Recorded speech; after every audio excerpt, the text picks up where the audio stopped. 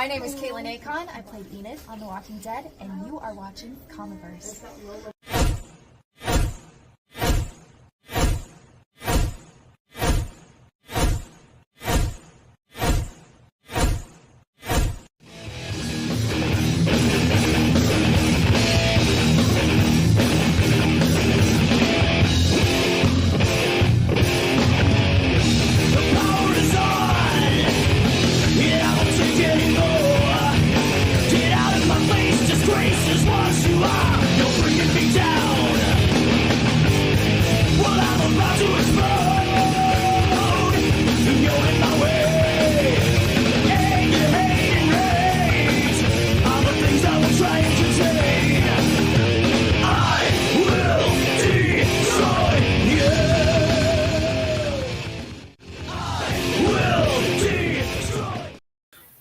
What's going on, everybody? Welcome to another episode of Into the Comiverse.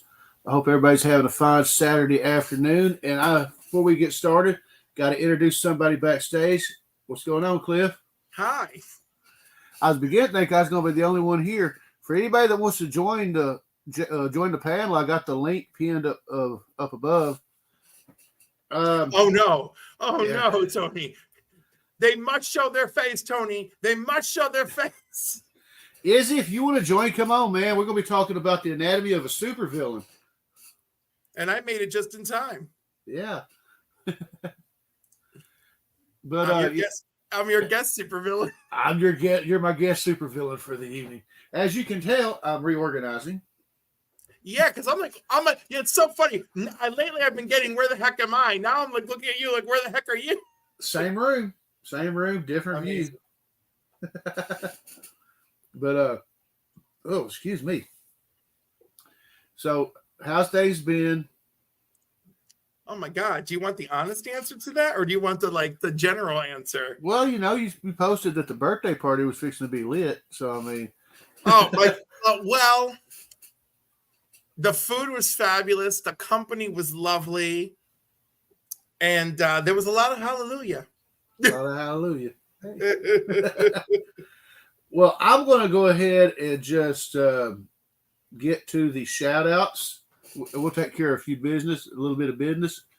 So, as a custom that's been going on for the last few weeks, I've been shouting out or doing a video clip shouting out some channels. So, I picked 7 more channels this week. And if you haven't, give these people a sub, check out their stuff. They make awesome stuff. So, without further ado, this is this week's shout outs.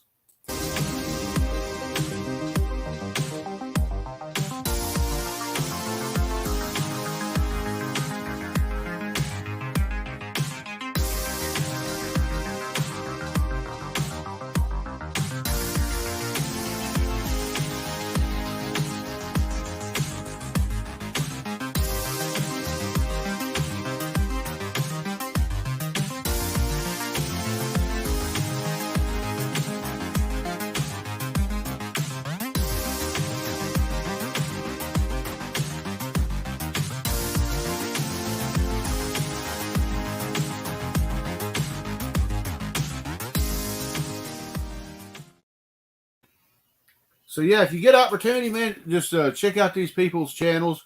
Reverend Bleeker is really awesome. He does church on Sunday mornings. Y'all should check that out. And Nick's got some awesome stuff going on, as well as, Small Town Collectibles. I threw him on here because he was the one that actually inspired me to start this, because I watched a video of his where he said that he started doing it to prove his kids he could do it. And I went, well, that sounds like a pretty good idea. So, here I am. I love it. I'm going to go ahead and throw this up here because this is going to bear into next week, because there won't be a live show next week, because I'm going to be at Nerds AssembleCon, Heroes in a Half Shell, featuring guests Wayne Grayson, Tim Lottie, Steve Levine, Jeremy Clark. It's in Jonesboro on March 19th at the Hilton Garden Inn, 2840 South Caraway Road, Jonesboro, Arkansas. If you ain't got anything to do and you just happen to be in Northeast Arkansas, come check it out. You just say hello to Tim for me. I will. And, of course, March 23rd, we got the Mega Powers combined. Me and DVH are doing our dual 300 subscriber giveaway. And I'm just going to show off. I don't have anything new to show off. So I'm just going to show off some mail calls that I picked up, and just about everything in here is giveaway oriented except for a couple things. I got this. Hold on a second here. Here we go. I ordered a couple things from my comic shop. This is a Teenage Mutant Ninja Turtles Saturday Morning Adventures #1. It says RI. I guess it's a retailer exclusive, but the cover was done by Tim. And as an added bonus, Steve Levine worked on this one as well. He was the colorist. He's going to be at the expo, so I'm going to get this one double signed. This one, I may keep that one. This one was also done by Tim. Nice. What's going on, Izzy? You called for me. Just showing off some stuff that I'm going to get signed next weekend. This one, I'm going to get signed, and it'll probably be in the 300 dual subscriber giveaway, but Tim did this cover for that one. And I found this in the collection when I reorganized my stuff, but Tim did this cover as well. I'll probably have to sign that. I got my set finally. I'll be giving away a set of these. The Godzilla and Kong voice covers. And this one was an idea at the last second. I got an unboxing video where I unboxed a box set of the Robin 2 books that came out in 91. I opened one up, kept one sealed, and I bought one for a giveaway. Oh, nice. It's got all 14 issues, all the holograms. It's even got the hologram cards, and as you can tell, it's been factory sealed for 31 years, 33 years. It's crazy. Yeah. Whew. And when I unboxed mine, of course, you got to have bags and boards ready. But when I unboxed mine, man, I was just blown away at the condition they were in. And I was like, man, I wish I had the money to send all 14 of these out, because I'm thinking 9.6. I want to say 9.8, but I mean, who really knows? All right, let's check the chat. Okay, Mike's running late, but here, hey Cliff, Yeah, hey we could Tony. talk about villains, right? You might as well talk about Mike. Oh yeah, well, I mean, he's the evil one, man. Mm-hmm. We got Cliff in the chat. Cliff ain't no villain. He says he is. Let's. I was gonna say you ain't no villain. I don't know. I could be. No, you're not. To people who are trying to win the Comic Community Award for best comedy, I might be a villain. Oh no, that's a different subject. I could be a villain in that subject. We got like. Oh, go ahead, Izzy. No, it's like now there's a best editing, and I know I got a little bit of a shout out from Brian, and I was like, and then you see TJ Links is like, that's mine. And I'm like, it probably is. Right, what? Probably is. Yeah, listen, don't think Sam is like, yeah, and I'm like, okay, Sam, I love you, but like, last night my wife was watching that video with me when he said best editing. I looked right at her and said, DJ Links is going to win that. I said, yeah, that's kind of like that's his to win, right? Probably is. Yeah. You know, I have to say I got pretty good editing skills, but he's got it to a science right now. Oh yeah. No, and the thing is, here's a little secret. I know what he does. And it's because I could pay attention to how he does his videos. So, and I straight up ask him too. I was gonna say, if you watch my spotlight videos and stuff, I consider myself an amateur because I am not in DJ's lane. Say hi to Robert. How you doing, Robert? DVH, how you doing, brother? Him and Badger's been sick, so I wish them well. I hope they get better soon. Or I was gonna say Badger's getting better as DVH is on the decline, right? That's usually how that works, right? Yeah. If anything, Badger has to be better. We want Badger to be better. Exactly. How you doing, Scott? I'm looking at DVH's latest comment. Izzy's really good, but DJ's very good. I feel terrible on the limitations of things because what Sam does in less than 24 hours is really impressive. Mm-hmm. But it's only impressive because I know he's doing it in less than 24 hours. It's kind of like he's working really hard, but I know that you technically can't see it. Ooh, we got Triple G here. How you doing, brother? Here's what I'm going to say about editing. There is a science, a skill, and a talent, right? Yeah. The science is that you got to know your technology. right? Mhm. The talent is you got to know how to make it work, right? The skills are the tools you use to build it, right? Mhm. So And that's that. executing. Well, Yeah. that's where the talent comes into play, right? The execution Yeah. part of it all. So when it comes to editing, the tool that you use or tools that you Mhm. use will help it get to that point. I think we have some tremendous guys in our group that they do a really good job at editing. But one of the things I can say about DJ Links is that this is pretty much something he already been doing. Yeah. Same thing with me. I've been doing editing for a while. I do editing, in my professional side, my job. But the editing I do is not as to that point. To be quite honest, and my equipment's out of date because my computer's still sitting in freaking Micro Center for the last 3 months. Holy crap. I can't even. By the way, shout out to Triple G Yes. for raising almost 2,000 pounds yesterday.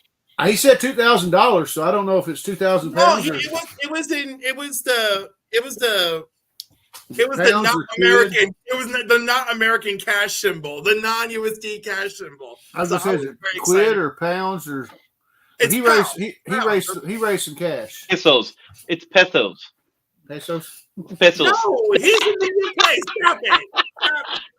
I You should see, also. this is what I'm saying about you ain't no villain.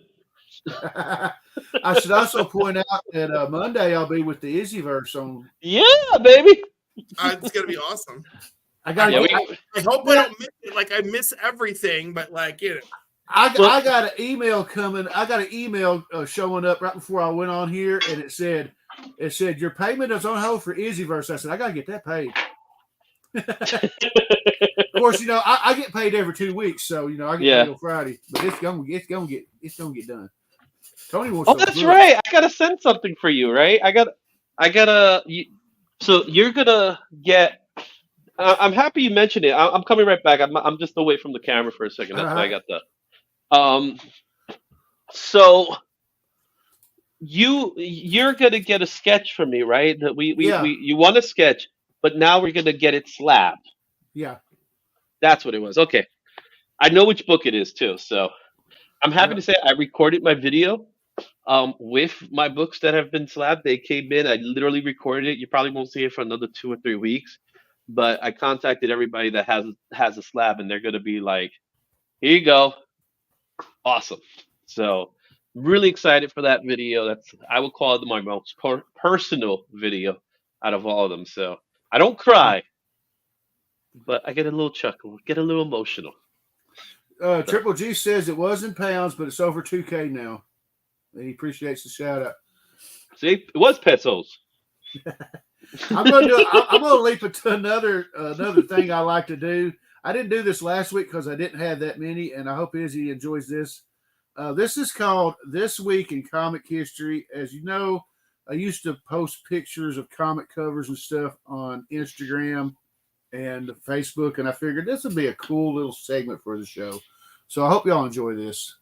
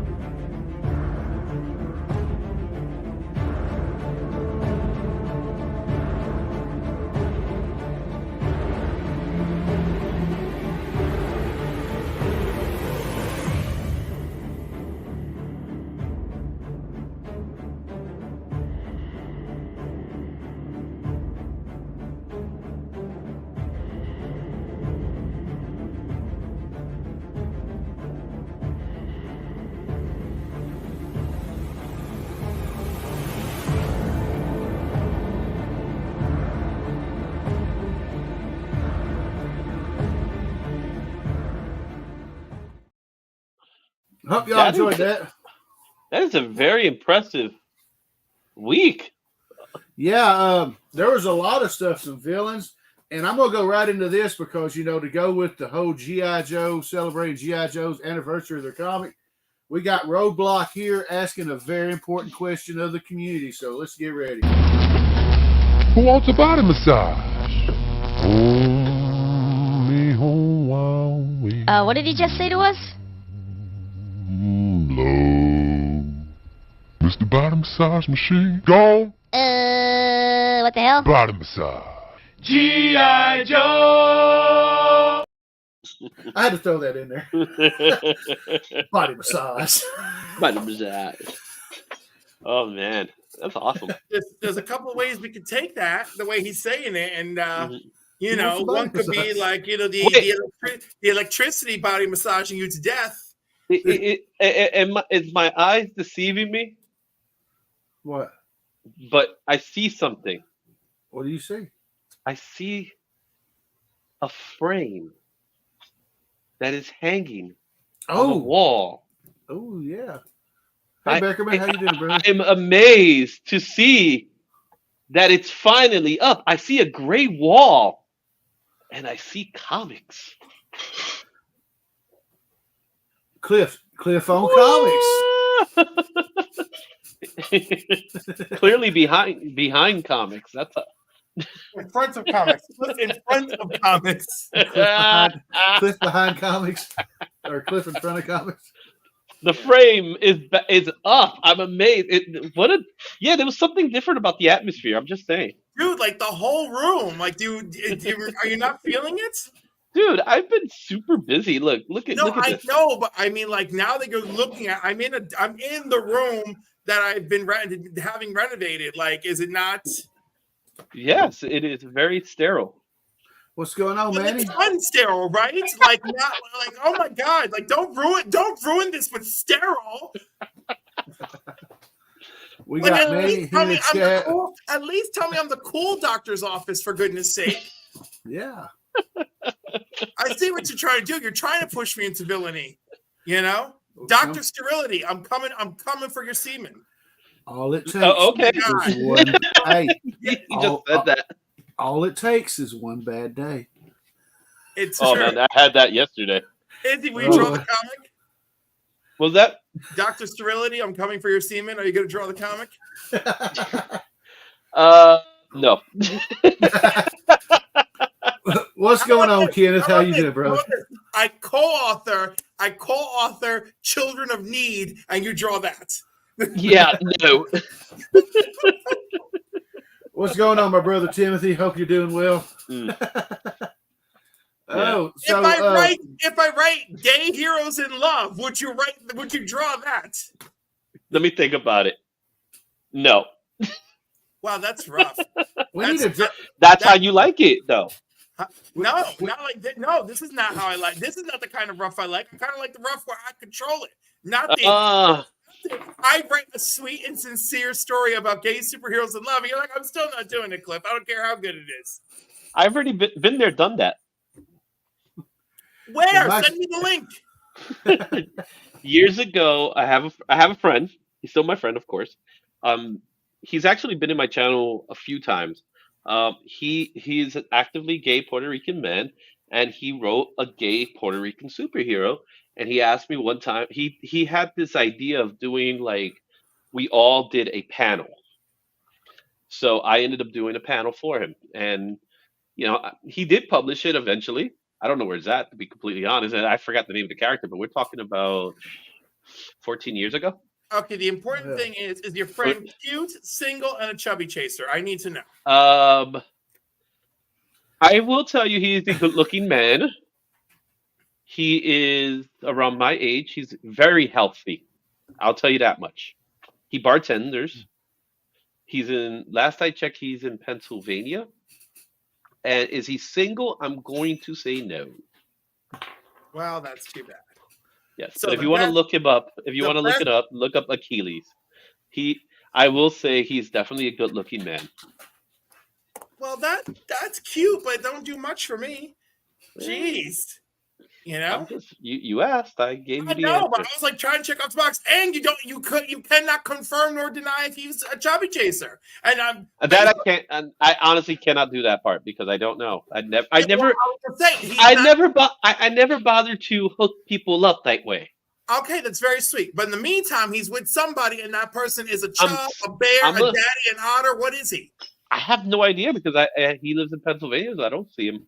Wow, like you that. are some friend. You are some friend. Okay. Are you talking about to you or to him? To you or to him? To both of us, because you don't even know what his lover looks like. I mean, come on. He's in Pennsylvania. We all have the internet. Show me a picture, baby. What are you and Jacques doing tonight? Show me. I'm just saying. Baby. I'm not gonna throw out that information out. You know, at least I need to throw it out to me. I gotta get paid a little bit. You know what I'm saying? This is like Tinder, Izzy style. Another round of fine clip of man. Thanks, Mike. It's true. See, I'm showing you what it takes to be a villain, and you are not that. Yeah. Again, no one's wronged me in the manner of which I turned into Magneto, but I mean we're getting there. I just want to tell whoever is everybody in the chat, if any of y'all want to join this panel, the link is pinned at the top. Feel free. I don't know if they want to join or if they want to see my rants continue. We'll see either way. And plus, I guess I should note that Thursday I won Cliff's Crisis Quest. I haven't sent a single prize out for anything for anyone in Crisis Quest. Oh wait, except no, I did send the AOK / participant audience prize. I sent one to Brian. I didn't do one for this month because I'm so behind. I don't want to kill anyone else's dreams. So I got a list. I got a big list. In the meantime, I'm really happy. Our Council of Comics 750 subscriber winner was local, so he picked his box up from the comic book store today, and we put it all over Instagram. And that was a hell of a box, you know? Yeah. A copy of The Flash of Two Worlds foil facsimile, foil reprint, because I'm with Mark on that. Oh boy, here we go. A 9.2 for the first appearance of Jubilee slabbed. And that's a good one. Yeah, that is a good one. That was supposed to be a gifted to me. See, you don't care about me like that. There you go. Oh, Gumby. Gumby's returning. What are you doing with Gumby? Nothing. He's just Gumby's excited to be here. Gumby's very excited to be here. Jesus. Gumby and that Punisher gun are gonna have a lot of fun together. Jeez. There you go. See, all I got is now what? Now he's taking a whiz? I mean, my lord.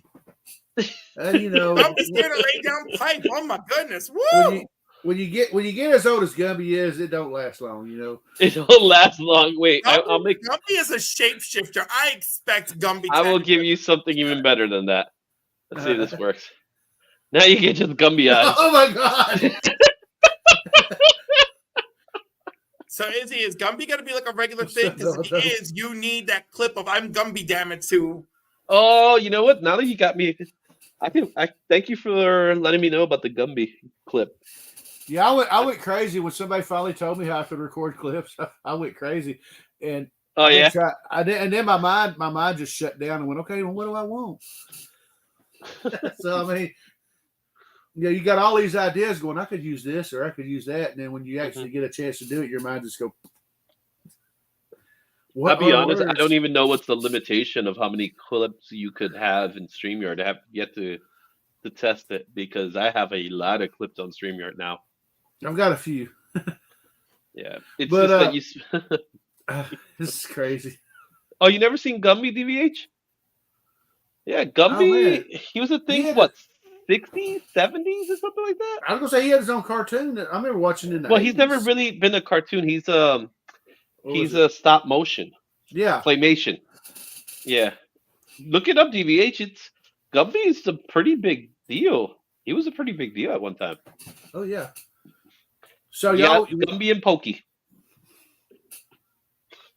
Mm-hmm. So, do we want to just chit-chat a little while, see if Mike shows up, or do we want to go ahead and watch him? I have to leave this place. I have to leave this place to go pick up the missus tonight, so you'll probably see me in Mad Spidey later. Cool. Yeah, trust me, it's the Eddie Murphy clip I'm thinking about. I have a couple of ideas already in place. Yeah, we could talk about a lot of stuff, man. I'm down. Well, I know I'll probably be on Durz's show tomorrow night, and he's doing explosive covers. And I said, now we're talking explosions or just Explosion. explosion. Listen, an explosion is an explosion, and that's what I'm sticking to if I can make it. Mm-hmm. And then next week's spotlight, man. I'm doing Iron Man 55, first appearance of Origin of Thanos, first Jackson Destroyer. Then I started looking, going, holy crap! It's the first cameo of freaking Star Fox. It's the first. I don't remember their names, but like a couple Titans, Thanos' dad, and I was like, damn, this thing's got a lot of, and the Blood Brothers. Mm-hmm. I was like, damn. No, that book is ridiculous with all the appearances and stuff. Yeah. And I was sitting there reading it, and I was like, wow, Thanos looks really different than he does now. Mm-hmm. He didn't have him some roids. Yeah, Jim Starlin at his best, man. I love Jim Starlin's work. So obviously, for obvious reasons, the Warlock of it all. Oh yeah, because you can't. I was gonna say you can't talk about Thanos without talking about Warlock. I mean, they go hand in hand. Unfortunately, not in MCU. Y'all, that was one of my two biggest complaints was that Adam Warlock wasn't in it because I thought he was instrumental, and that and Thanos. We all know in the comics Thanos wiped out half the universe to impress a chick. So I mean, yeah, which they changed entirely. But when you look at the Warlock story, like you said, they go hand in hand. Warlock and Thanos, they go hand in hand. But the interesting part is that when you look at Infinity Gauntlet, the comic book series, and how instrumental Warlock is, a lot of people look at that series as it's a Thanos story. It's more of a Warlock story because of the other three chapters, right? So you got Infinity Gauntlet, Infinity War, Infinity Crusade, which are the sequels technically, and it starts off with Thanos, with his collection of the gems and him trying to impress the girl, but it leads off to where we're going with Warlock, because the Infinity Gauntlet saga continues with Warlock, where he gets the gems, and spoiler, he gets the gems. He gets the one gem back, and he gets the other ones, and then he has to give them up to his watch, and then that leads up to the whole thing, which is I love that whole story. That's one of the reasons why I love Adam Warlock. He's one of those characters that, to me, he started out as something, and then he became something completely different. Yeah. Well, yeah, you touched on the Infinity Watch, because I remember that first issue, him just sitting there with that gauntlet in front of all those cosmic gods judging him. And he's like, I could wipe them out with just a thought. And which also begs the question, the living tribunal is apparently more powerful than the gauntlet. Maybe. Yeah. And I was like, he could have interfered, but he didn't see no sense in what was it? He said that this was a natural progression of things, so he didn't interfere. Well, yeah. So what ended up happening with Warlock, and his personality split into three, right? Where his evil side became Magus, but then his good side became the goddess. Yeah. And kind of like Adam Warlock himself became kind of like a very neutral figure. Where it was all logical thinking at that point on. So he was very robotic in his ways, which made him a perfect host for the Infinity Gauntlet. It actually made him perfect because he was being objective about everything. And that's why he didn't destroy the living tribunal or anybody like that. It made sense to him at the end of the day. So Izzy is our Warlock in disguise. and see what sold me when buying the Infinity Gauntlet off the rack. Yeah, that tells you how old I am. When I was reading it, don't worry. When I was reading it, I never thought, 30 years, 40 years later, whatever, that I'd ever actually see that on the big screen. So seeing it in the MCU, I got pumped for it. But what sold me on the story was I read an interview, and I want to say it was with Jim. I forgot who it was. And he said that, Thanos having the Infinity Gauntlet was they did a story about what would happen if Adolf Hitler had the power of a god. And I was like, wow. But, the Thanos in the MCU was soft in comparison to Thanos in the comics. I was going to say, and I was trying to remember, I think it was Star Fox that referred to him as a nihilist. Yeah. Or something. Yes. That's his brother, too. You know what I'm saying? Yeah. That's his brother. But it was a good time. That was around the time I started collecting comics. I was already collecting comics for a while, but at that time when Infinity Gauntlet came out, it's when it became like, oh no, this is good reading. You know what I mean? Yeah. When I started, it was more like a kid collecting comic books, but when Infinity Gauntlet came out, it was like, no, now I'm reading. Yeah. You know what I'm saying? Mm-hmm. Because that's how good Jim Starlin's story was. So I'd love to meet Jim. I met him a few times. I've had conversations. Troll, baby. What was that? He's Pip the Troll, Jim Starlin. You definitely haven't. If you haven't hanged out in some way or capacity with Jim Starlin, I'm just saying. But because I've seen him plenty of times. You for what the truth is, you are. Yeah, man. Essentially Pip the Troll, and do not show up. Do not show up with a Jim Starlin thing that doesn't feature one of his covers. Like, don't show up with Thanos Quest, but with the other dude's cover. Don't do that, because then you're going to hear about it. Just don't. Just skip that. Just bring Jim Starlin stuff to Jim Starlin. Okay. Don't bring a Ron Mars book to a Jim Starlin party. Oh, That's pretty much it. Well, Ron Mars is a writer, so like if Jim drew it, then it's okay. But that's the point. Most likely Jim wrote it rather than drew it. So Jim was an artist. He was primarily an artist in the 70s and 80s. He still draws, of course, but in the 90s he became more of a writer than an artist. And and then he will have guys like Ron Lim. Or we were fortunate enough to get him working with George Perez with the Gauntlet. Yeah. But Ron Lim took it over. But Ron Mars was the guy that kind of always followed Jim Starlin. So whenever there was a Jim Starlin story and it needed to be continued, here comes Ron Mars to take over. He really did. And even now, it's like that. So they're still friendly. No, I'm not saying that they're not. I'm just saying it's almost like he's his protege in some way. Or I would say his cohort is more like it. You got to see the two of them in person at the same time. It's interesting. Yeah. But I love Ron. I see Ron the most. Mm-hmm. What's up, Dirge? What's up, Dirge? Dirge. Yeah. That is awesome. Yeah. One thing I like about Jim was that he wrote my favorite Batman story, A Death in the Family. I mean, oh yeah, I was gonna mention The Cult. The Cult is such a good story. Yeah, The Dark Knight, right? No, there's a book called The Cult. It's called Batman the Cult. It's written by Jim Starlin. Oh yeah. It's been a long time since I've read it, but obviously it deals with a cult. Really good Batman story.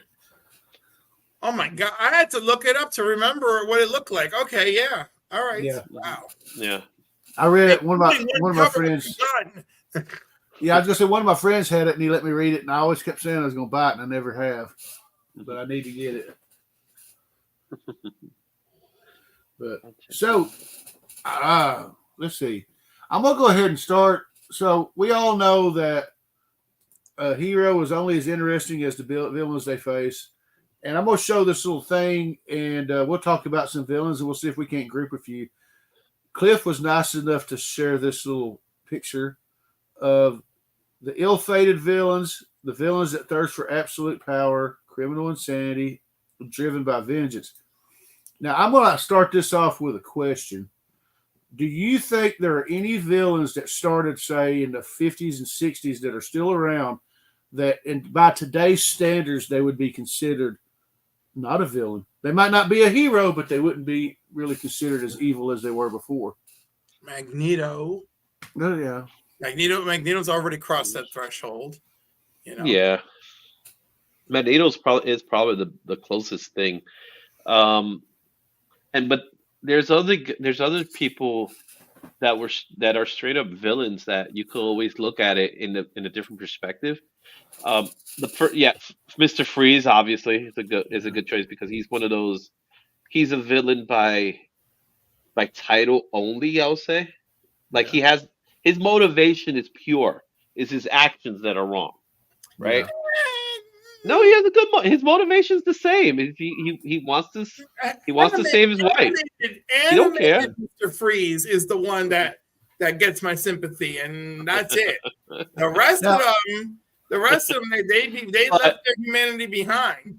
Now, maybe y'all could tell me if this is true or not. I've always been told that he didn't really have much of an origin until the Batman the Animated Series. That's pretty true, because look at his appearances on Batman 66. Like, oh, but look at everyone's appearance in Batman 66. I know, but some of them have an ounce of their like origin in there, you know, and like Mr. Freeze is just like. Now, Mike is thinking Sandman. Are you thinking Sandman as in Spider-Man Sandman? That's what I was thinking. Yeah, he's went back and forth. He's made the transition. Yeah. One minute he's a good guy, and the next minute he's back with the Sinister Six. So I mean, yeah. It's all dependent on the writers, right?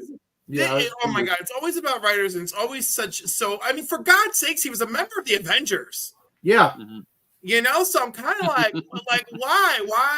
why do you have to undo things? Why do we have to have so much status quo? Why didn't you just make Sandman 2?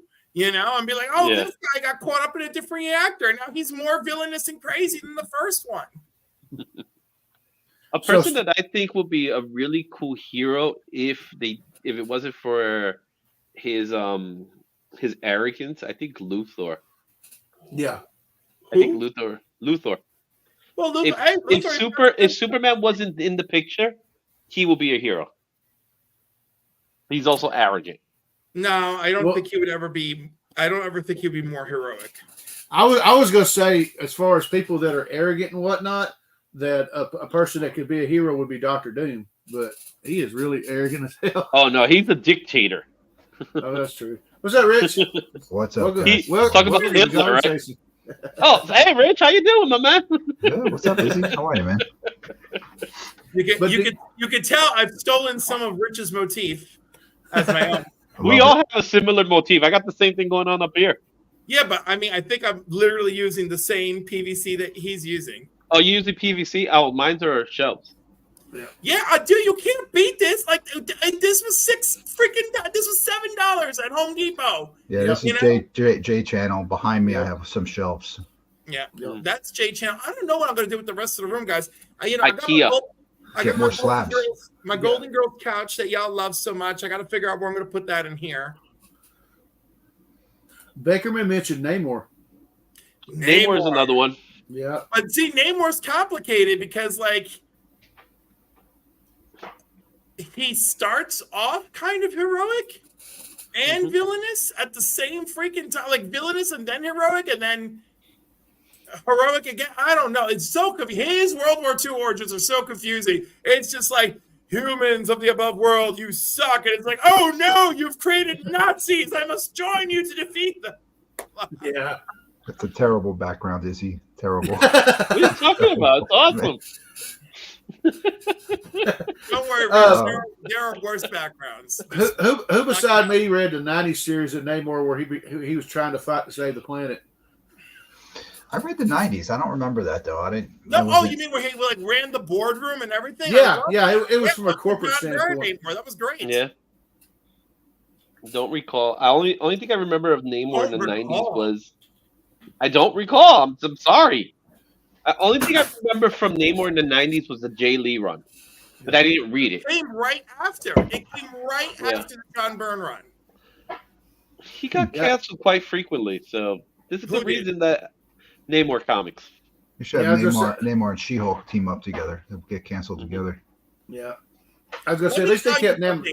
I could write that. I could write a hell of a book. I could write a hell of a comic based on that, where She-Hulk is working with an environmental lawyer trying to help Namor, and then Namor is just battling ridiculous villains, like almost Captain Planet style.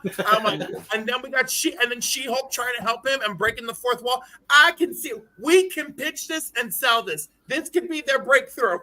But here's the question: how can you pitch and sell when they flooded Wakanda? Well, we're not doing that again. Which, by the way, didn't Namor kind of do that twice? Yeah, they needed. Oh my god! Like writers do stuff to characters and then just like act like it's all good. Like Namor and Black Panther should like never be compatible accomplices ever again. You know? Like I just like it's just like Magneto and Red Skull are never teaming. Oh, dude! If you, I'm probably gonna look it up to get the right issue number. But during Acts of Vengeance, when all the villains were together, and he left him. He left him with a jug of water, freaking 2 gallons of water, and he's like, "You can figure your way out of here." And I'm like, "Yes, Magneto, yes." Yeah, when he found out that was the same Red Skull from the World War II, oh my Lord, that was a hell of a. Well, it wasn't much of a fight. It was Red Skull running like hell, but I mean, which is awesome. Which is the best way you have Red Skull. Listen, I thought it was freaking great. I'm sorry. Like, listen, there's just a certain way to write shit great. That was great. Yeah. You know? See. Issue 367. And I know this probably would suck, but I'm going to do my best to. That's the cover. Oh, yeah, I have that one. That's a cool cover. It's great. And I love it because, like, they're all supposed to be, like, swapping opponents. And, like, Magneto even goes after Spider-Man, which I love. And then, because Spider-Man has got the Captain Universe power, but he, like, doesn't quite understand yet. So he's doing really cool shit. And so Magneto's not even fighting him. Magneto's like, I think Spider-Man's a mutant. I need to bring him to my cause. Like, I loved it. Like, that's some of my favorite shit in X Vengeance. Although there's I can't remember whose Acts of Vengeance it was. Somebody had to fight Morgan Le Fay. That was she. I remember her being a great villain. I don't even remember whose comic it was. I just remember she was fabulous. And then what was it? Merlin versus Iron Man.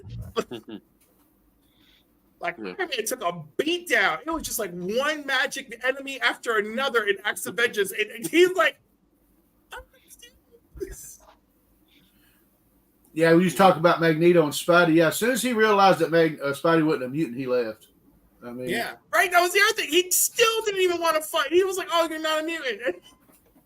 So here's a off the wall question. Whatever happened to Joseph, the clone of Magneto? He's out. I don't know. He's still out there. He's out there. He died. Did he? He died. Someone reattached his head. Oh, because he showed up. He showed up in Scarlet Witch. Because none of y'all are reading shit, but he's there. He's out there. That's right. We're not reading shit. Oh, that's right. I read very little new stuff. Terrible. Rich, I'm not judging you. I'm judging the others. But what's the judge? What's the judge? All you gotta do is go online and say, "Hey, what's this story about?" And you read it. You listen to that. Yeah, I'm done. I mean, honestly, like, you know, if y'all just put in the ounce of effort, I mean, comics are ruined weekly by all sorts of people. So when I'm like, oh, I didn't get to see this at the LCS, I wonder, one quick Google search, and I'm like, well, here's 6 people telling me it's absolute garbage and why every panel is garbage, so I guess I don't have to buy it now. Yeah. Well, I know we talk about the Joker. Some of my favorite stories, and it's been done a couple times, is the ones where something happens to Batman and he goes sane.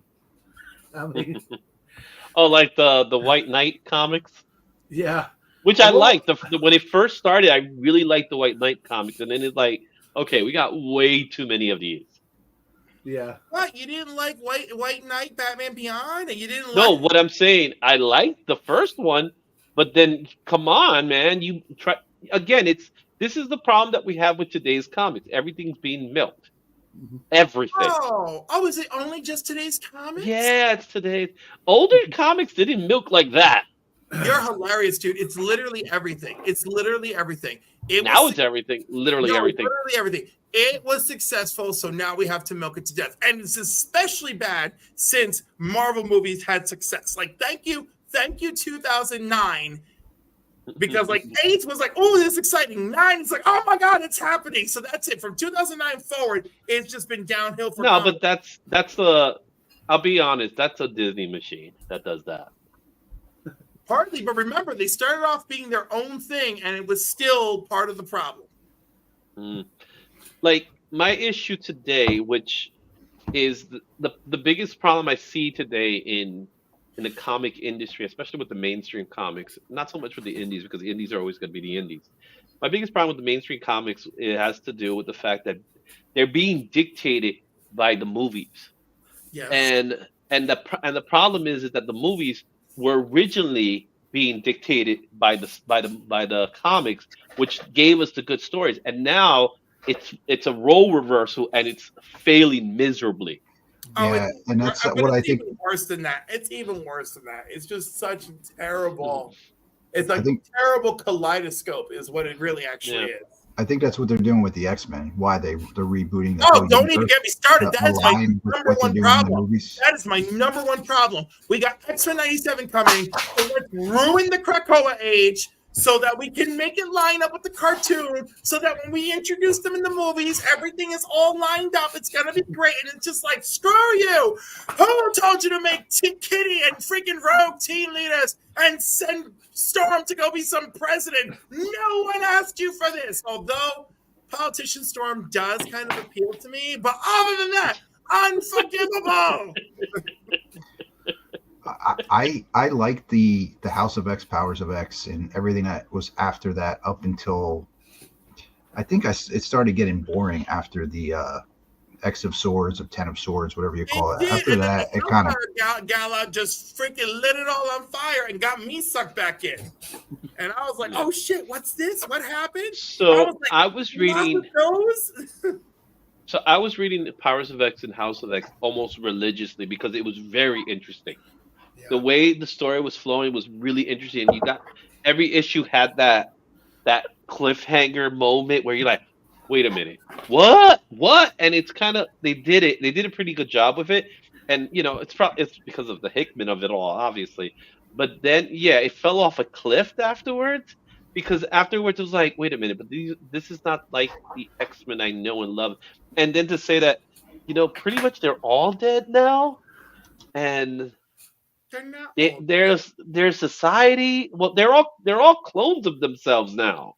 Not all. Is there an who is still an original X-Men that has not died? Storm. Storm has not been used. Does not use the resurrection protocol. But give her time. Give her time. There's only two issues left.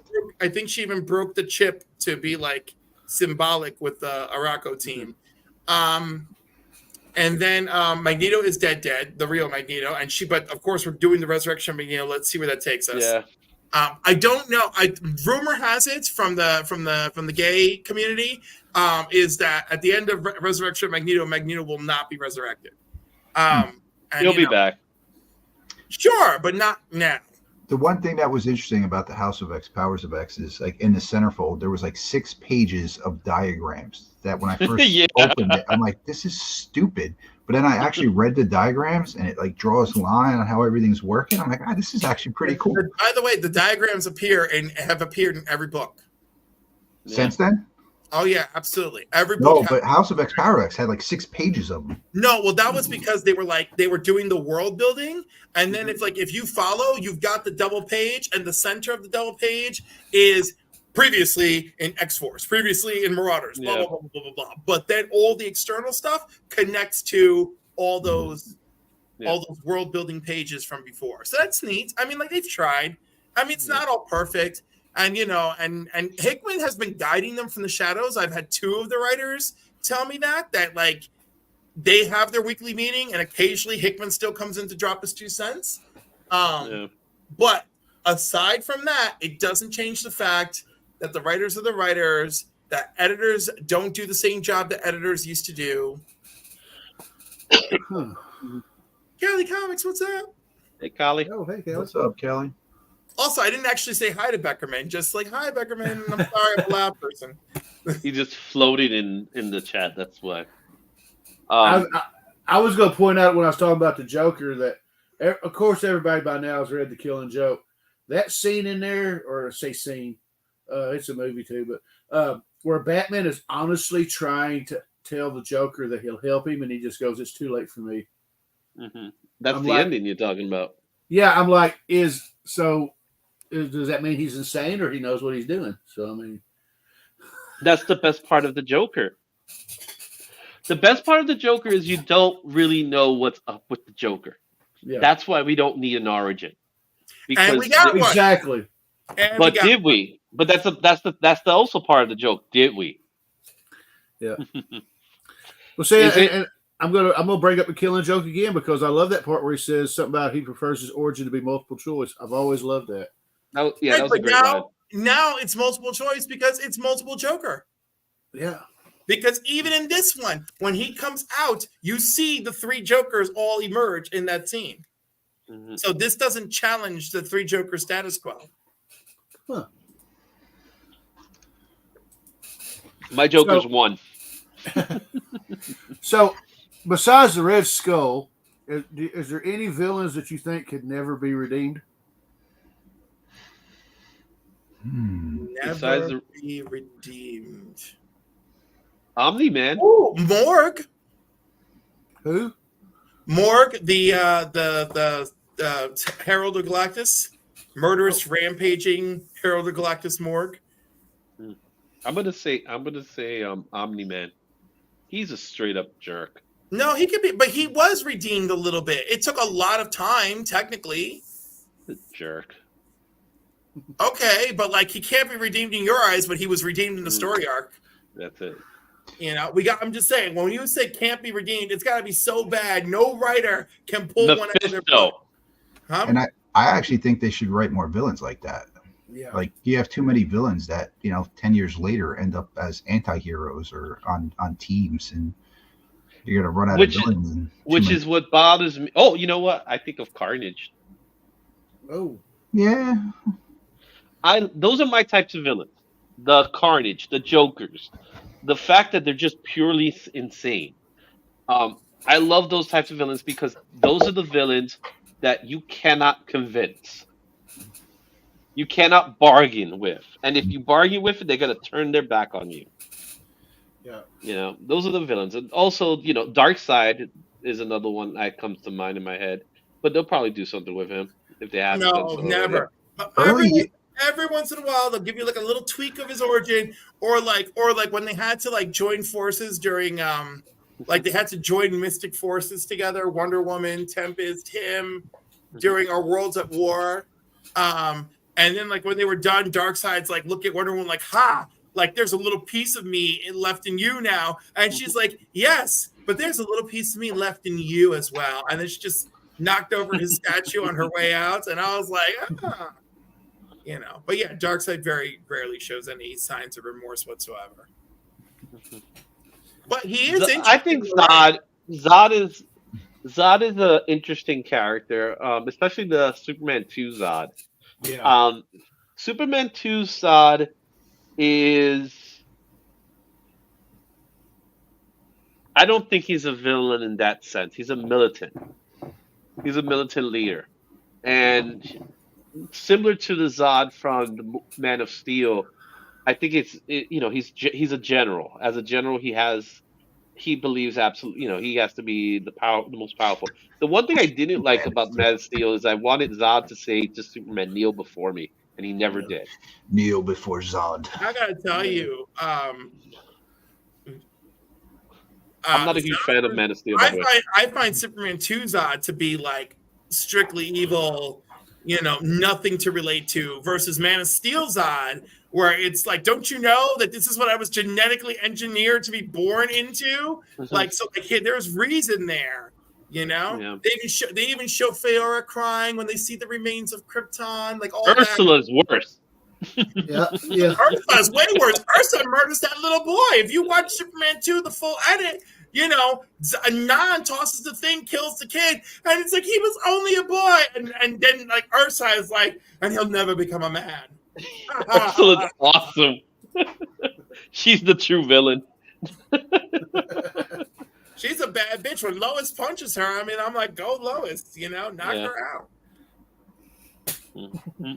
I love how we're left with, did Superman kill them or not kill them? I love how that's always a thing, And it's like, well, again, if you watch the Donner cut, they get taken away by like Antarctic police or something. So like, they just fell into a gaseous hole, and then Superman got them taken care of. Okay, so explain this to me.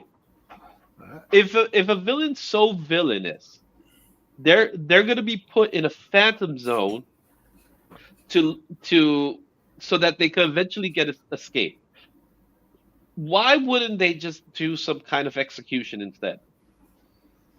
Well, because that's barbaric, isn't it, for a society as civilized and elevated as Krypton? Okay, but that's the same problem we have with Joker. It is the same problem we have with Joker, but every time we try to rehabilitate him, he goes and he kills a few hundred more people. So maybe, just maybe, our justice system really has to rethink what they're doing with the Joker. Damn. Even though he was killed in the original Batman series. Who's the original? Superman 3 is my favorite. Right, because who doesn't love a Richard Pryor comedy vehicle featuring the Man of Steel? I was going to say, who doesn't love watching Superman get drunk and thump peanuts at the freaking mirror? Pretty good. It's so good that they used it in season 1. I forgot about that part. Yeah. Oh, I always remember that. What was it? You thumping them at the mirror? Or Yes. was he thumping them to break the bottles or something? He was thumping them to break the bottles, and then he used his heat vision on the mirror, and it made it all warped. I want to know how he was able to fight himself. Movie magic, baby. Is it a script? Again, it was tainted. It was tainted kryptonite. So who knows what amazing effects it had? He was able to like split himself and then fight himself, and then the corrupt version of himself disappeared at the end. And then he Yeah, killed because the himself. good version of himself choked him to death. But was it all in the mind? Ooh, that's a good point. Ooh, well, according to the producers, no. What the producers know? Talk to the director, writers. The director was trying to collect a paycheck and run for his life. That is so true, Dr. DVA. You have enough beer, you can fight yourself pretty good. My father he knew how to do it really well. I know one of my buddies, me and him was talking about Superman 4, and he said, was that guy supposed to be Firestorm? And I went, I hope not. That guy was just... What was the name? He was Nuclear Man? Nuclear Man or something like that? Yeah, Mark Pillow, yes. But the irony is there's actually a paperback novel of that, and the novel was better. So, Yeah. I mean... Well, because the novel had everything that Christopher Reeve wanted the movie to be. Yeah. And then poor Christopher Reeve was like, oh, this is absolutely bad. And I signed a contract. You can throw the Superman logo. People, why you question it? I'm not going to lie. I would love to see if James Gunn throws in some of those old tropes. Oh, man. Like, he probably will. You know what's funny? Superman 2 has all sorts of unrelated Superman powers, right? You know? Like at one point, I thought it was the Fortress helping him. Like when he threw the S shield, I'm like, I think that's the Fortress. And when there was multiple Supermen, I'm like, I think it's the Fortress. You know? But then Zod, Ursa, and Nan do a focus. Yeah, they do the same thing. You know? And I'm like, I don't understand what's happening here, and why isn't this heat vision? And also, Zod uses it when they're out in Houston or whatever. He just like brings somebody up into the air and just drops them. I was like, oh, so the beam gives you telekinesis too? Like what? So I just saw recently that Henry Cavill was tied to another Marvel role. I forgot what it was though. They haven't given him there's no official role for him yet. Just that they've signing him. He's signing. They're gonna keep it a secret. I really, really wish it's Doom. Do you know what I really wish for? Do you know what I really That's what I want. Do you know what I really want? I want him, Ben Affleck, and Gal Gadot to show up as the Squadron Sinister and troll the fuck out of DC. I don't think they're gonna go there. Yeah, I don't think so. They don't have to, but wouldn't you? No, I don't think they're gonna go to. I don't. Yeah, Captain Britain is almost an obvious answer, but I don't think that's gonna be. I don't think Captain Britain's gonna be Captain Britain, so I wouldn't be disappointed if it's Captain Britain. I don't think Captain Britain's gonna happen. That's the one. Could you imagine if he curveball us and he's Cyclops? No, he's too big for Cyclops. Either. No one is too big for Cyclops. Mm-hmm. He's too big for Cyclops. I don't think so. They call Cyclops Slim, dude.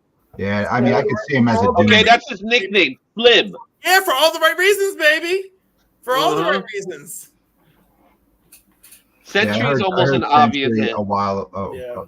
Sentry will be an obvious answer, but oh my god, can you imagine if that's what they did? If like all this hullabaloo and he's actually Sentry? That's crazy. Yeah. Well, signing him now, I'm assuming they're signing him for a picture that's recent, but that's why I'm also thinking he might be Doom, because that's why they're getting ready for Doom. If he was Sentry, he'd have to be getting fitted, and the news would have been out by now. So either Marvel Comics is so on the bandwagon of Taylor Swift, or there's really going to be something, because every time there's some random comic with a Dazzler variant. Yeah, I know. Dazzler variant. It's that's Marvel trolling us now, man. Yeah, it is. It is. It's like a cash grab if it's nothing. So I heard from, I don't know if you guys watch John Campea, but John Campea mentioned in his show that he knows someone that's involved in the Deadpool movie, and without sharing too much, he said it's going to be loaded with cameos. Okay. Loaded. Like, they already announced that it's Cassandra Cain. That's who it is. That's the villain. Cassandra Cain's the villain. But they said it's going to be loaded with a lot of cameos. So we're going to see, we already know of a few of them already. Like Jennifer Gardner's Elektra and stuff like that. But I honestly think we're gonna get a Taylor Swift. I wouldn't be surprised if they just pull a fast one and give us multiple Taylor Swifts. Like Taylor Swift as Dazzler, Taylor Swift as Lady Deadpool, and then Taylor Swift as herself. All from different universes. That would be my dream come true, personally. I listen, I keep saying it, man. If Taylor Swift is in this movie, it's gonna break records. All the Swifties are going to come out and see it. Yeah. Look what they did in her movie, man. She beat Beyonce. Yeah. That's how big Taylor Swift is right now. You know who cursed Beyonce? I'll tell you when it happened. You know what? I know Kanye West. It was right at that moment. No, it was Kanye West at that moment in the MTV Awards. When he took the award and said, "This belongs to you. You the queen." Let you finish. That's when it flipped. That's when it happened. That was the moment. Yeah, he grabbed that. He grabbed that trophy, and the universe went. It was like, "Oh no, we need to support Taylor now. She's the victim." I'm gonna let you finish. That was the moment. I don't think it was so much when we got to support her. She's a victim. She's put in the work. I'm not going to deny that. No, she was. That's when she became the victim. Maybe for 5 minutes, sure. Oh, Becker made a point. No one going to correct Izzy. Cassandra Nova, not Cassandra Cain. Oh, that's right. I guess I lost it. For catching that one, Beckerman. I didn't even notice. It's Cassandra.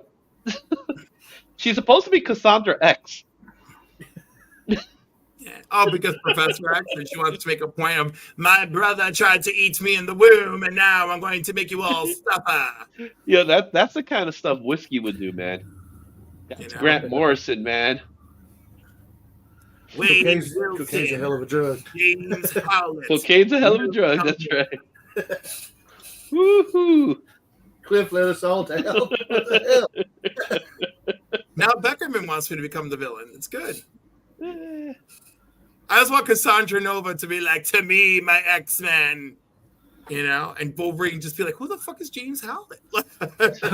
I was going to say, in the words of Howard from Big Bang Theory, Cliff's a lab accident away from being a supervillain. Possibly. To correct the nonsense. Oh, my Lord. But I'm tired. So Batgirl's going to be the villain. When? Yeah, Cassandra Cain. I said it. Cassandra Cain. Oh, that's horrible. That's horrible. Yeah. She'll show up, red hair, and everybody be like, who the hell is this? They canceled my movie, so I'm in your movie. Yeah, they canceled my movie, so I will make the X-Men suffer. Be like, get ready for a crisis on Infinite Earths, and they'll be like, oh, what? Goodness. Just imagine that. I can't. This is a Deadpool movie. I would love it. So here's a question I have. So they're bringing back. They're doing the Amalgamate universe. Well, they're not doing anything with the Amalgamate, but they're bringing back the stories. They're doing the omnibuses, right? Yep. Whenever they do things like that, that's a sign of something to come. James Gunn on his second day in his new role was like, oh, I think it's inevitable that we're going to have a Marvel DC crossover movie. So yeah, it's coming. And also they need something to get butts and seats and make their money. Do you think Disney's going to work with Warner Brothers? Yes, if Disney buys absolutely. Warner Brothers. Disney can't buy Warner Brothers. Not right now, but you never know. Yeah, let me tell you, both of them need to make a buck, okay? And movie theaters are dying left and right. I wouldn't put it past them for 1 second. Go back 3-4 years ago, they could have bought Warner Brothers. Yeah. They could have, but they can't. Warner Brothers is one of those companies. It's huge. They were purchased by AT&T, of course, but at Disney's another one. I think the only way we could see this is if something like an Amazon or an Apple comes in. Universal is looking to buy them. So Universal don't got that kind of money. No. Dude, wait. You know what? Honestly, I don't know who's got money and who's got what and what's going on. Apple, Amazon. Yeah, you're right. Those are your only two bets. I would like to see either of them, to be honest with you. That'd be interesting. Could you imagine Netflix doing it? Because Netflix market value is way greater than Amazon's at the moment. No, you'd be surprised. Everybody gets a package from Amazon. I'm not saying Amazon doesn't have money. The way Amazon and the company's worth works is you take the stock price, but you also take the shares that are out there. Yeah. And circulation. And Amazon has got tons. I think way more than Netflix. They did the share split, which I think I'm with Beckerman on that. I think that the whole DC Marvel of it all can't really happen because it might fall under a monopoly. No, right? Yeah, that's never really going to happen because that will trigger. There's no such thing as a third. No matter how much you want to say it, there's no real third company like that. You know what I mean? Sony's come on with the crap they're doing. Madam Web, man. You got Craven coming up, man. You got Morbius 2. Morbius 2. I looked up what movies Sony put out last year, and with the exception of their Marvel films, all of their other films were very good.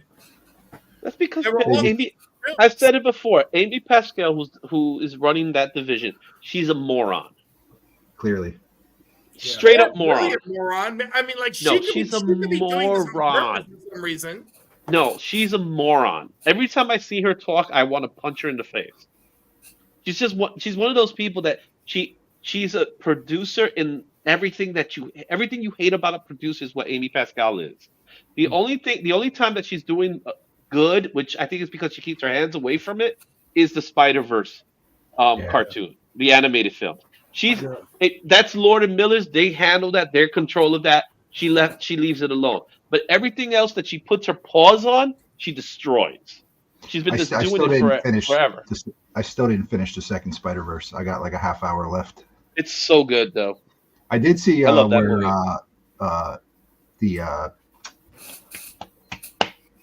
What the hell is his name, man? You bought his first appearance at Super Jersey. The Prowler. The Prowler. Oh, yeah. Yeah, the live action Prowler from the first Spider-Man, Far From Home. No. Yeah. Or no, Homecoming. So was sitting in a cube. This Glover? Guy, what's the name of that actor? Glover. Isn't it Glover? No. Yes, it is. It is. Yes, Glover. Donald Glover? Donald Glover, yeah. No. Donald Glover. Donald Glover? Yeah. Donald Glover. Well, I was gonna say I always have to stop myself because I think of Donald Glover, Danny Glover, and then I got straight. Danny Glover. Yep, that's exactly who I think at the same time. Danny's too old for this MCU shit. Oh yeah. But I think, for what it's worth, I do think there'll be a crossover event eventually. Yeah. Childish Gambino. I don't think it's going to be recent. I think we'll see. It's going to take a while before something like that will happen. 10 years. 10 years. 10 years. Maybe a little longer. If DC survives the James Gunn effect, I think DC needs to show that there's money to be made out of this. I'm happy they changed the movie to a Superman. That's a good sign to me. So what I've heard so far is that I need to hoard as many copies of Lobo the Duck as I possibly can. I got my copy. Dude, I got my Lobo the Duck. I got my Superboy. No, Spider Boy, I think it is. I found it like months ago in Conway. I was flipping through some books, and they had some Amalgam books that I didn't have, and I was like, "That's nice. That's nice. What the hell is this? I'd never even heard of it." I never heard of it until just now. Yeah. Oh, Which man, one? It's awesome. Lobo the Duck. I love it. I got that. I got my Dark Claw. I need the other one. I need the what was the Dark Claw Adventures? Super Soldier, Thorel, Thorian. Oh, Thorian. Bruce Wayne, Agent of S.H.I.E.L.D. Yeah. I got them all. There was 30 something of them. I literally picked them all up when they came out. And the one that's not being reprinted because it was written by a bad man, Magneto and his Magnetic Men or something like that. Yeah. Yeah, so that is not going to be reprinted because they don't want to give him a dime. Who was it written by?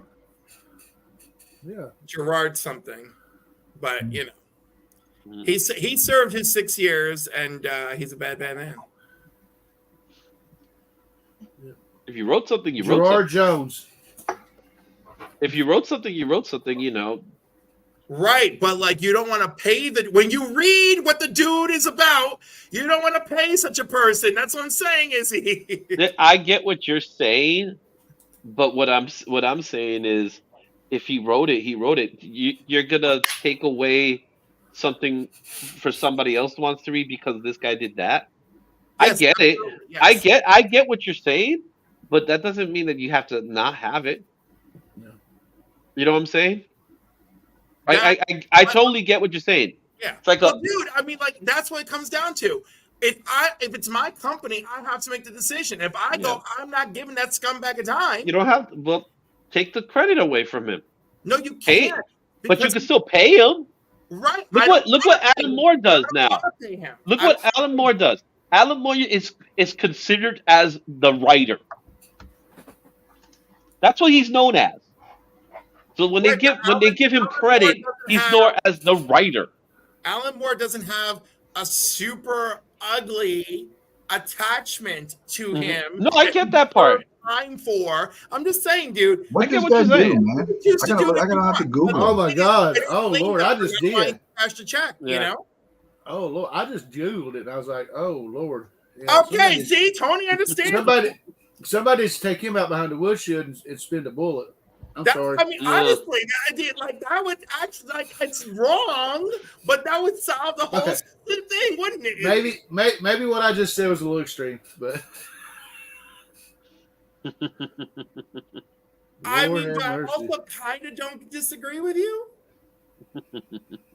Well, I'll be honest. My stance on that, to me, one of the worst things you could do is harm a child in any way. And as far as I'm concerned, they should swing swiftly.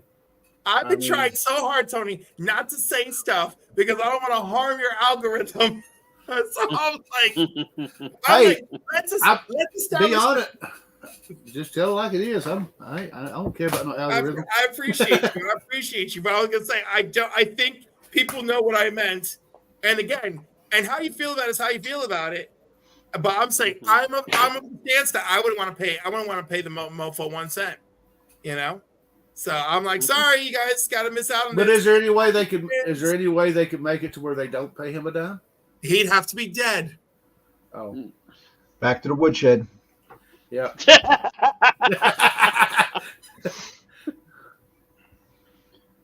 Yeah.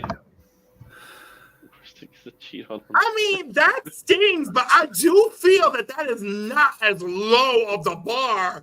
That's pretty awful. But then, like, what we're talking about, I do believe is even lower.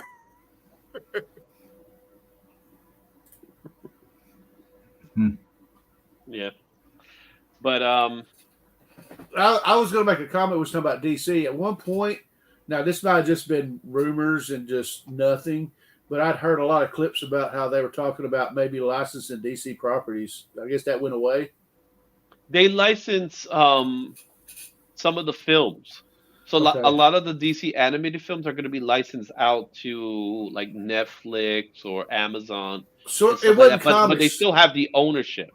It wasn't comics like I thought it was. Yeah, it's like the Okay. films. Okay, No, the I thought- comics are not going anywhere. Okay, because I was just when I read that, I was sitting there just fathoming Marvel Comics making Batman or Superman or something. No, like it's that. not. Well, that what's crazy. So you know how Mickey Mouse just went into the public domain, right? Yeah. We got in a few years, Superman Action will be. Comics number 1 Yep. Superman, which means Yeah. a Superman that came from Krypton, that can leap over tall buildings in a single bound. Lois Lane, the Daily Star, George, what's his name, the first editor of the Daily Planet or Daily Star. I'm sorry. Yeah. Like all of that is up for grabs, and as long as you put your spin on it, it's okay. And so the first thing I said to one of my friends when I heard that was like, well, damn it, I guess we get to look forward to, Action Comics, the movie with a murderous Superman leaping and bounding through buildings, killing people, because every single thing that has gone public, instantly, the freaking horror movie is there. It's just there. It's just waiting in the wings, right? So then a year after that will be Batman, and then a year after that will be Wonder Woman. Wow. Only a year after the other? They're only a year apart from each other. Really? So what do they have to do to get them back? They don't. No, They don't. that's it. It's 99 It's years over. passes, and that's that. Really? But So once I was gonna say the Wonder Woman thing, so I guess we just make a spoof about her being a secretary. Yeah. Pretty much. Oh my God! So in 2042, Wonder Woman, that's it. It's over. Wonder Woman's public domain. Wow. So in like 40 years, Spider-Man's public domain. it's gonna be the same case with everything. Everything becomes public domain eventually. See, I was In under the 20 misconception that 2039 is Detective Comics 27. See, I was under the impression that it was it had to be so 2038. many years after the creators died. No, it has nothing to do with their death. It Okay. has to do with the publication. Okay. Now Disney was big on extending that time frame.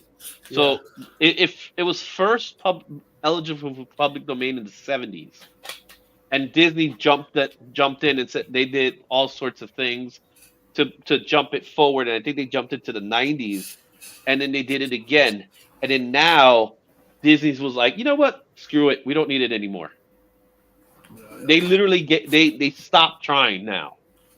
Oh, damn. Because to them, as far as I heard, to them, Mickey is not as strong as a property as it once was, because they have all this other properties.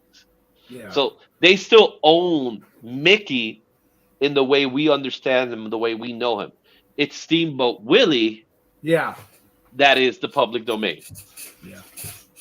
Oh my good. By the way, all right. So here's how it's going down: 2034, Superman and Lois, Batman in 2035, Joker in 2036, Wonder Woman in 2037 become public domain, and Spider-Man in 2058. Hulk and Spider-Man in 2058. Spider-Man's gonna be a while for Marvel. Yeah. And But Namor, Doctor Who in 2059. but Namor is going to be public domain soon. With What about Namor, Captain Human America. Torch, Captain America. Yeah. Captain America's a little. He's later on in the 40s. Or he No, came he's because Captain America was 41. like 41. 41. Yeah. Yeah. So should Oh be an my interesting time. goodness. So, by the way, Namor is partially in the public domain. First Funnies never renewed their copyright, so the Namor that appears in First Funnies is in public domain. Wow. You just imagine a horror movie based on an android Human Torch. Yeah. They could do it. Actually, I'll watch it. Yeah. There are no copyright renewals for Wiz Comics number 2, making Captain Marvel, Billy Batson, part of the public domain. Thor is public domain because Thor is the god of thunder. That's from mythology. Yeah, he was already public domain. So Yeah. Peacemaker first appeared in Fightin' 5 number 40, and that was not renewed. So that version of Peacemaker is available. Damn. Zorro, everybody knows, is public domain. Maui, because again, he is a god. Tarzan. Yeah, he is. Yep. Well, I think everyone knew about Tarzan and Sherlock Holmes. Yeah. But if you want to be a real mind fucker, just do a story that's about Tarzan, Sherlock Holmes, and Houdini and Harry Houdini. Yeah. I'm sure they've done something like that before. Well, they do. They do have Sherlock Holmes and Houdini crossovers, which is hilarious because Houdini and what's even more crazy, Houdini was a real person.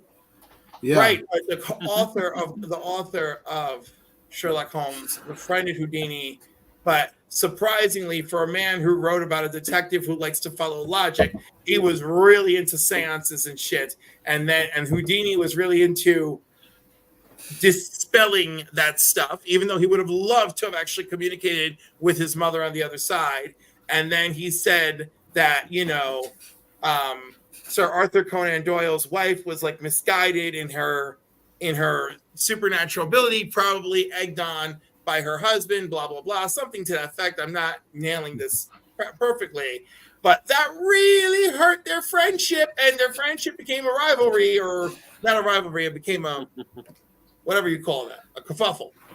Now, I'm going to briefly mention one villain, and it's not comics. I'm just mentioning this because we lost Richard Lewis. He died a couple days ago. And he's known for playing, what was it, Prince John and Robin Hood Men in Tights. And I wish I had a clip. It was the mole. Remember, the mole was always in a different place. I have a mole.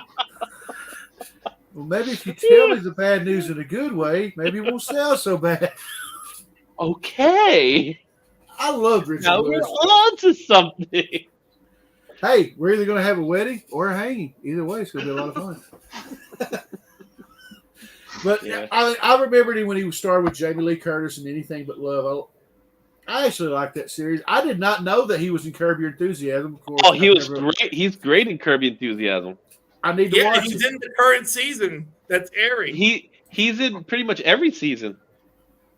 He's technically. No, but the fact is, like, he did just pass away, but he is in the current season that's airing. So, like, this is it. His final appearances are on film.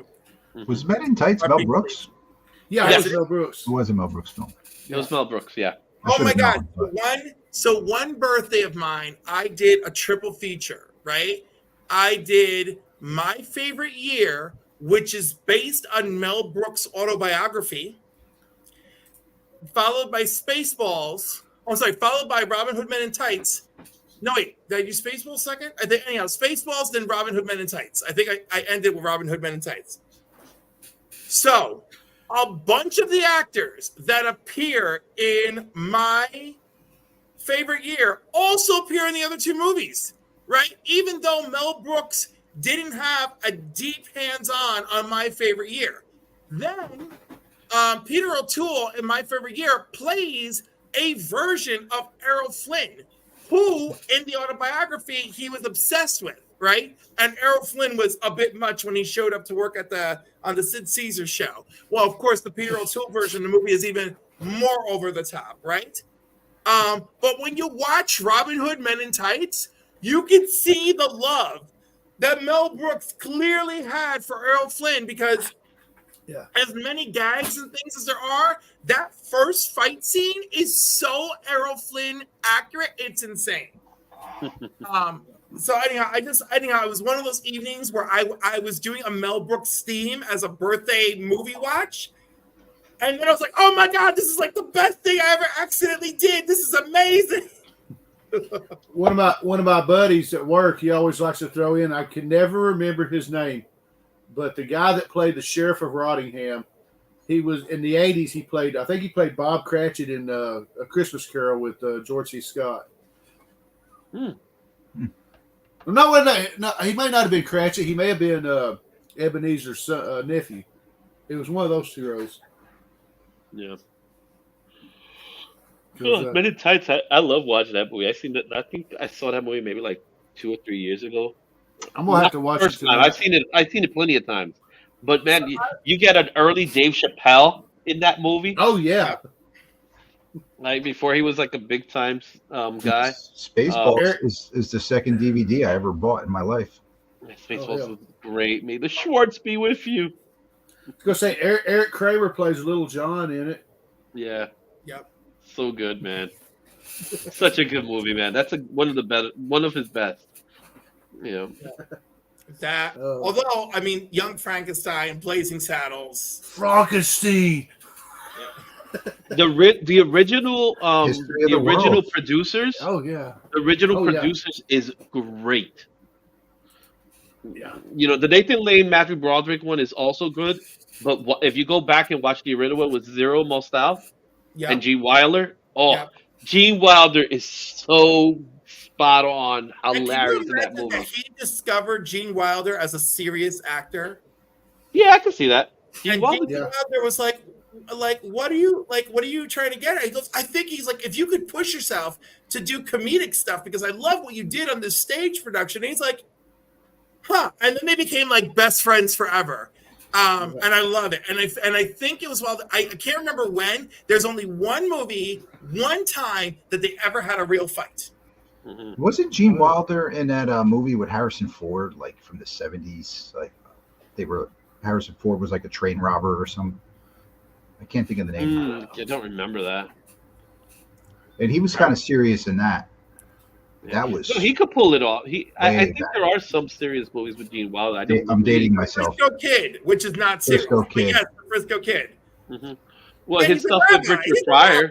Movie. Yeah. His stuff with Richard Pryor was fantastic. Oh my God. Crazy. Fear No Evil. See No Evil here. Like, you know, it was so good because he was really the straight guy in that movie. And you were like, but his physical comedy is still phenomenal. Mm-hmm. You know, remember when they're hiding in that bathroom because they're afraid they're going to get killed?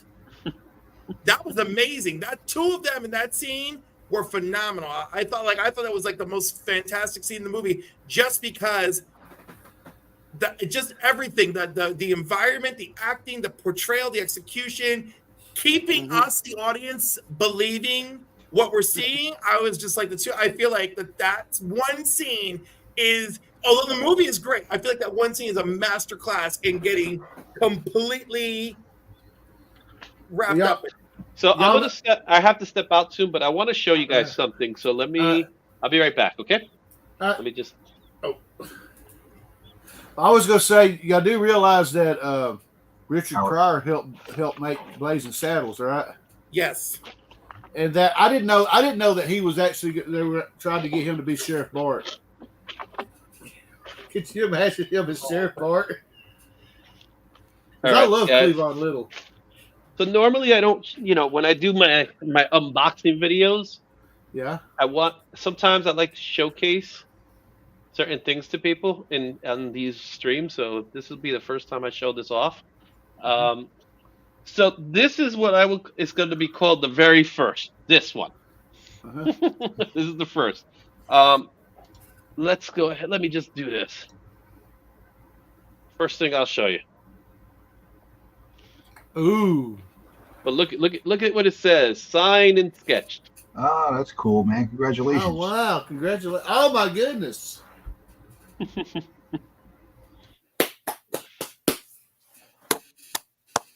Beautiful. Man. Yeah. So there you have it. That's going to be the first. I wish it would have 9.8, but it is what it is. That's awesome. But think about how much you wrote on it and leaned on it, and Yeah, that's why. Chances are that's it. Thank you, DVH. So this is the one that's not going anywhere. This is going to be the first. Oh yeah. This one stays. Yeah, I don't blame you. Yeah, this one stays. So I can say I have my very first. Dan Slott, Adam Cooper, and John Dell art. But it's a signed and sketched by Izzy vs. NYC. That is amazing. Have it, very cool. But pun intended. That was amazing. Yeah. So there you have it, guys. I have to step out. I have to go pick up the missus. So you'll probably see me over at Mad Spidey's, who's hanging out right now. So I'll do my typical driving at that one. So it was cool hanging out with you guys for a little bit. I'm sure if you guys stop by over there, we'll probably hang out some more. Cool. Anytime you want to hang out, Izzy, just let me know and I'll send you a link. Yeah, no problem, man. I'll have you on Monday. You're gonna be on my show, so we're gonna be having fun, man. It's what week this is, right? Ultimate X-Men. Ooh. The Peach from Moco. Be the first X-Men book I bought in a long time. Yeah, so let's see if this Ultimate Wave continues. I don't know, Izzy, man. We were cracking up this past Monday, man. Oh yeah. So yeah, Rich covered for Tony. Yeah, so, thank you, Rich. And we'll definitely have Cliff back because everybody loves having a Cliff and Izzy ranting at each other. I thought it was great. We got to get CJ involved and get the three of us together, and it's gonna be in pandemonium. So I'll see you guys. You really want to roll the dice like that? Yeah, Izzy. Oh yeah, I want it. I want it all. I'll see you guys. See you. Thanks for hanging out, man. Good night. So while I have the two of you, let's get down to it. What's your favorite type of villain based on my objective 4-piece? Well, let me bring that back up so Rich can see it. Because we got ill-fated, thirst for absolute power, criminal insanity, and driven by vengeance.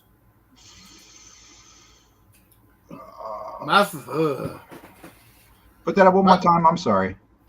Hold on a second. Top right corner, I think, is thirst for absolute power. I kind of driven by vengeance is always good, but that's usually street level. So I like thirst for absolute power. Yeah, because those are like the evil, right? Yeah. Like actually, it's funny. The two corners, right, are like those two corners are like the most evil because like one, there's no rationale to keep the evil in check, right? And the other, it's just like, no, I don't care what I take or what I step on or what I have to do to get everything that I want. I mean, they're all good. They're just, for certain types of stories. You know what I mean? Well, I love a big like Titanic like threat, like I love a Thanos, I love a Darkseid. Yeah. I love it out of control collecting cities in a bottle Brainiac, I don't. If you had like a Thanos versus like Punisher street level, it just wouldn't work. So you know what I mean? But if Punisher got sucked into a group of heroes that went to go chase down Thanos, that's like fun. Because you could just make fun of the fact that that's Punisher's like, I don't even understand why I'm here. He'd have Micro whip him up some Thanos killing bullets or something. No, because he wouldn't have him. Like the idea. Oh, that's right. That's right. Micro's dead. Well, not even just Micro's dead. It's the idea of like, hey, you guys were rando selected, and we got to go and try to take down Thanos. It's just we're gonna just try, And I do appreciate that. In Infinity War, in the movie, I like the idea that it's like, no, kid, you should stay at home. And it's like, sorry, Tony, I followed you on to this really scary intergalactic ship. Wait, I was gonna bring up an Infinity Gauntlet. We was talking about the comic. Yeah. One of the things that did get touched upon was Warlock amassed this great amount of superheroes to go fight Thanos, knowing that he was sending every single one of them to be slaughtered. Right, but he also realized that they could be saved. That's true. Yeah, and who snapped in that comic? Was it Gamora or was it Warlock? Which snap? The repair snap? Yeah, the repair snap. No, that was Nebula. That was Nebula. I'm sorry, Nebula. That's what I meant. Nebula makes the mistake of saying, with the exception of my possession of the gauntlets, make everything as it was 24 hours ago, right?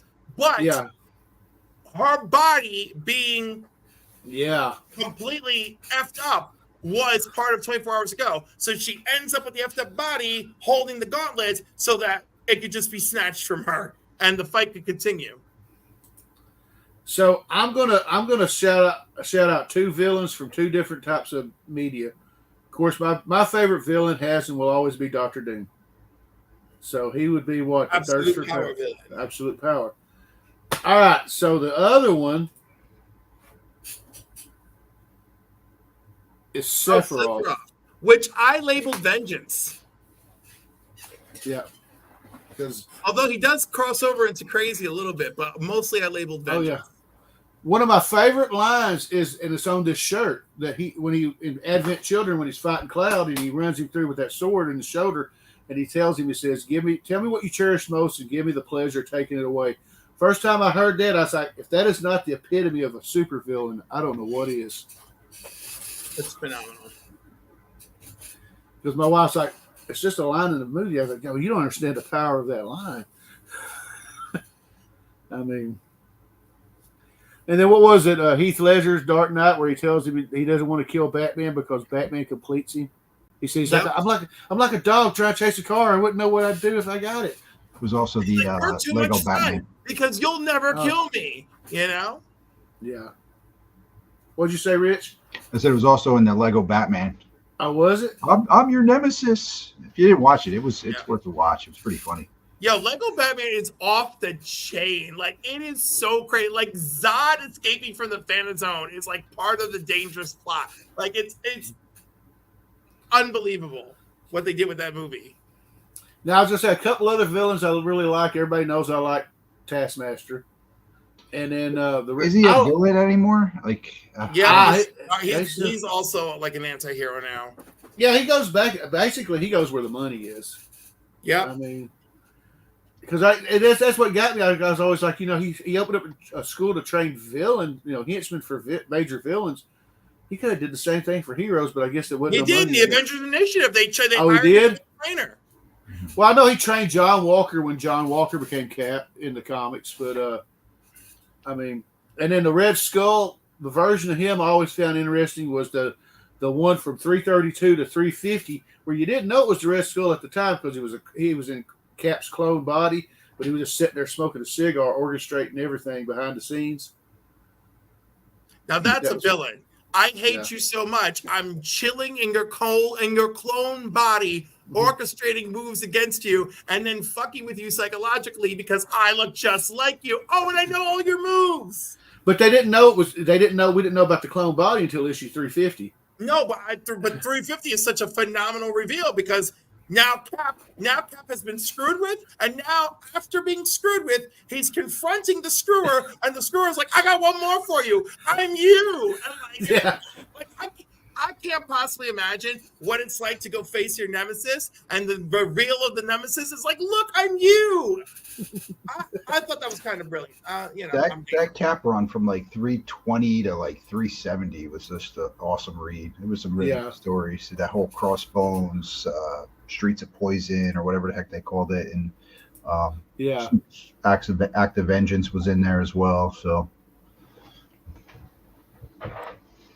Act of Vengeance was so much fun too. Yeah, I always loved Acts of Vengeance. I just thought it was a unique perspective, and then when everybody found out it was Loki, they freaked out and left. Yeah. Or they got into a straight fight with him. It was magical. That would be cool. And it was all because Loki was pissed because he accidentally formed the Avengers. Oh hell. I love the fight with Apocalypse. He's like, "So you'll join me?" And Apocalypse is like, "Get the hell out of here!" And the two of them just start into a huge shape-shifting battle. It was so great. Man, I had a question and it just went right out of my mind. It happens.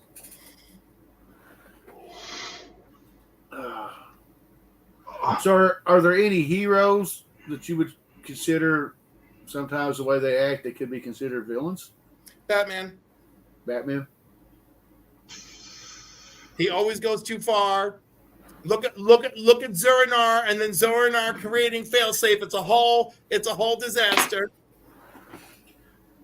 Punisher's gone too far. DVH is right. Yep. Yep. I mean, it happened to Hal Jordan. Oh yeah, Hal's a classic example. But we managed to redeem him too. Yep. It wasn't your fault. Parallax is its own evil entity that was totally corrupting you.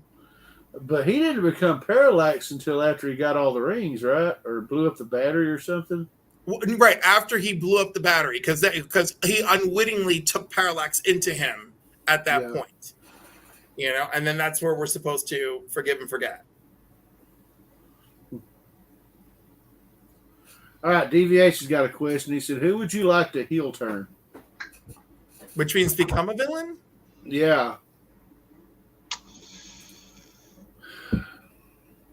Man, I mean, flat out, you got to go either Beast or Wolverine. I mean, or both together. That'd be awesome. Well, we've already seen Beast being a villain. I know, but like, wasn't Wolverine at one point? Wasn't he Death? Yes, and also Wolverine. What was he? I don't remember. Whatever he was, when he was an agent of the Hand, and he ended up killing North Star. That whole story, enemy of the states. It's like that's a problem. I mean, so that was definitely watching Wolverine act in villain mode. Who would make a great villain? We pretty much seen Superman do it in Injustice, but he had a pretty good reason. Well, I mean, that image of him just putting his arm through the Joker, I was like, wow. I mean, Wolverine is definitely a really good one, but yeah, I'm trying. My brain, I can't think of.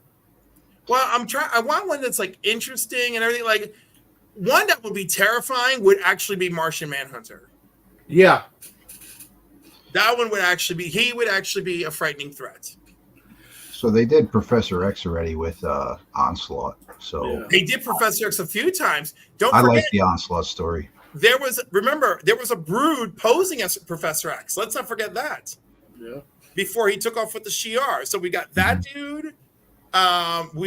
We got the whole Onslaught, and that Onslaught is still running around like as a separate being. Like that's terrible. Yeah, it's weird because they brought him out, and I don't remember. I think it was like that Nightcrawler mini series. He came out from like Legion or something. Like Legion had something where Onslaught came out. So I was wondering what they were going to do with that, and I don't think I've seen him since. No, but they did do like a quick Onslaught, like one shot or something, and they basically got rid of him for a while. Trying to think who else would make. See, I was always concerned, like, yeah, I'm going to bring up the Zeb Wells run, but those few issues where Spider-Man got infected with the sins of Norman Osborn and turned dark. That was cool. I was afraid he was going to end up doing something that was going to put his ass in jail. So I personally think Marvel should kill off Peter Parker. Again? No, permanently. No, that'll never happen. They'll never be permanent. I know they never would, but like you have Miles in the universe. Like you got a new Spider-Man. Now you have Spider-Boy. You also have Ben. And you want to do something epic with a story? That would be pretty epic.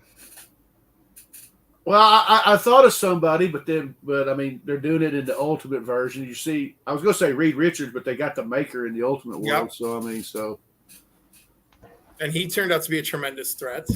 Yeah. Oh my God, why is this question so hard? Like I keep thinking, like, who would make a great villain? And then, of course, I have so many characters that I guard with my heart. I'm like, no, I don't want them to be a villain. Like, I never want to see Wanda be a villain again. Like, I'm sick and tired of it. Like, I was like, all right, we had a short run of it. We had a big run of it. I'm done. Like, don't do that to my girl. Yeah.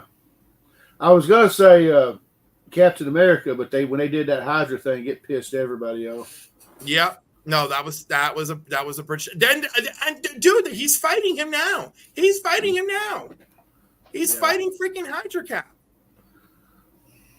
I was even looking at my wall, seeing if I could think of somebody, but well, I was gonna say it's too easy to say Namor as a villain, but I mean, I feel like if he just was like, I'm fed up with all of you and I'm gonna do my own shit, I feel like we could get a good arc out of that or two. Yeah. All right, I got to drop off in a couple minutes, guys. I don't know if any of you are interested, but Jake Paul fight is on in about 10 minutes. Well, Rich, you want to boxing. shout out? You want to shout out anything before you leave, or? I got nothing, man. I got nothing crazy coming up other than some, pressing, cleaning videos. I got this Batman with a really ugly stain around the back. I'm gonna try to detach the cover and clean that sucker somehow. Outside of that, I don't really have anything going on, man. I haven't got any new books lately, really.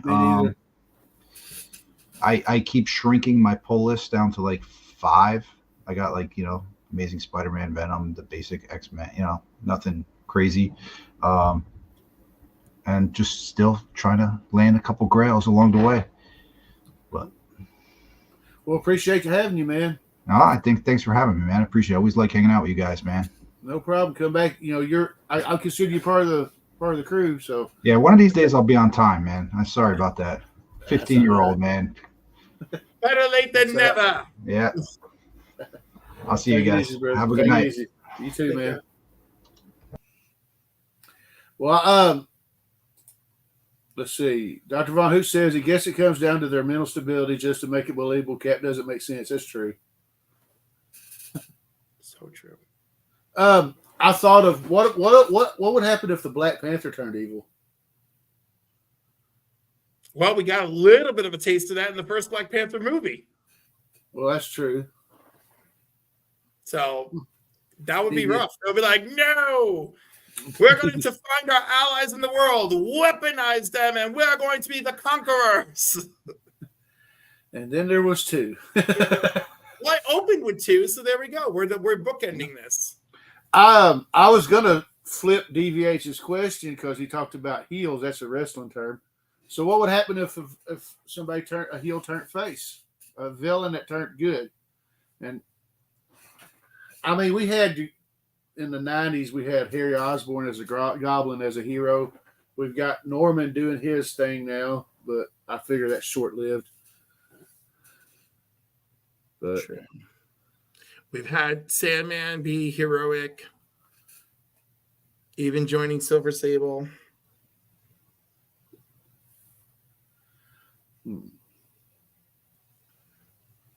I guess if we're running out of ideas, heroic Joker. Joker turns sane and decides to save the world. No, not even sane. His insanity switch goes from absolute chaos to absolute order. Oh. Yeah, that'd be interesting. You know, I'm wrong because in the White Knight we basically get that. So what the hell's wrong with me? Yeah, all right, pass. We've done that one too. Oh my goodness, who have we got? What have we got? Oh my Lord. Hero, nope, can't. Nope, that one doesn't work, and it kind of has been done. So I gotta skip that one too. What about Mr. Sinister? We got a taste of that too. We got a taste true. of that too. Yeah. Because one of the Sinisters kind of was like, yeah, let's do this cloning. Let's keep the mutant stuff up. The other Sinisters were all like, Yeah, I can't even bring up Madeline Pryor or Apocalypse either because.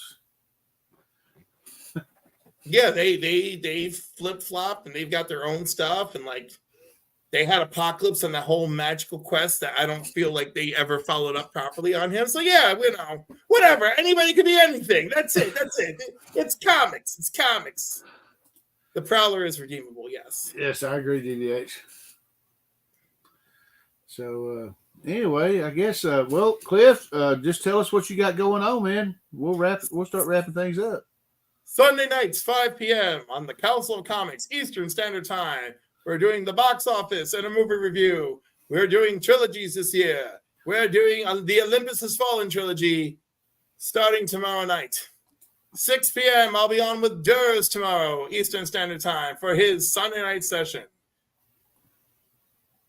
Monday nights on the Council of Comics, 8 p.m. Eastern Standard Time. We'll review Keys and Hot Comics, and C-Bizzle will join us as our guest. I can't remember what else I have going on, but Wednesday nights at 11 p.m. Eastern Standard Time. It's tomorrow tonight because it's tonight for me, but tomorrow for TM Nerdy. And also tonight for C-Bizzle. So we're there too. And hopefully I can, I don't know. Hopefully I can do it without destroying my sleep. I don't know who I am anymore. Thursdays, it's Crisis Quest Trivia. And I need new guests for this March. So hit me up because I'm going to do different guests every week in March. And I'm hoping my final week, my special guest will come through for me. So there is that.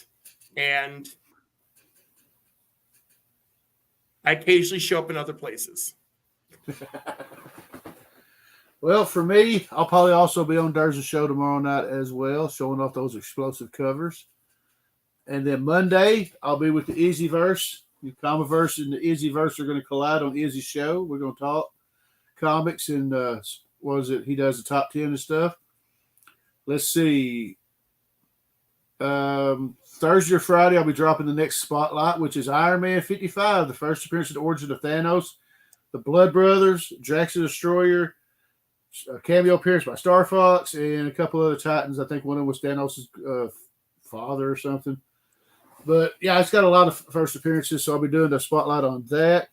There will probably not be a live show next Saturday because next Saturday and Sunday, I'm going to bring it up once again, I will be at Nerds Assemble Con Heroes in a Half Shell, featuring Wayne Grayson, Tim Lottie, Steve Levine, and Jeremy Clark.